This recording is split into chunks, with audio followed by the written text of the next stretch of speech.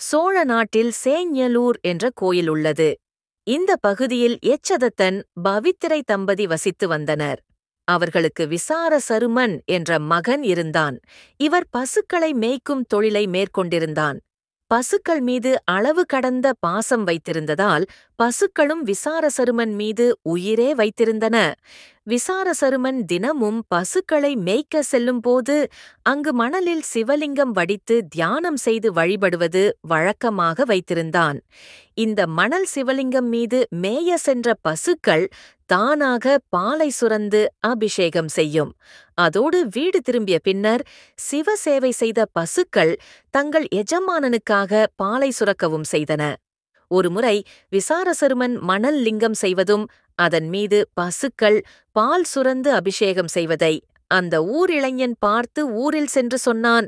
மாட்டின் உரிமையாளர் எச்சதத்தனிடம் சொல்லி மகனை கண்டித்து வைக்குமாறு கூறினான்.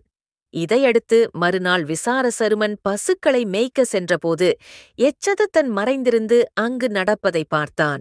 பசுக்கள் தானாக பால் சுரந்து மணல் லிங்கம் மீது அபிஷேகம் செய்வதை பார்த்து கோபம் வந்துவிட்டது.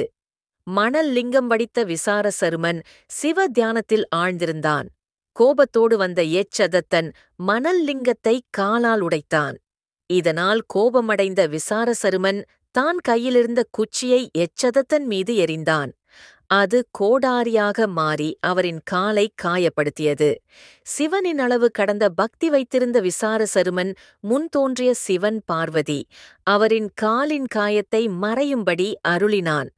அதோடு விசாரசருமனுக்கு சிவகணங்களை நிர்வாகம் செய்யும் பதவியை சண்டிகேச வழங்கினார். தனக்கு சூட்டப்படும் அனைத்து மாலை மற்றும் நைவேத்தியங்கள் சண்டிகேசுவரருக்கு சேரும் என அருளினார். அன்று முதல் சிவபெருமானுக்கு செய்யும் நைவேத்தியம், சூட்டும் மாலைகள் சண்டிகேச பதவி செய்யும் விசாரசருமனனுக்கு வழங்கப்படும் பழக்கம் இருக்கிறது.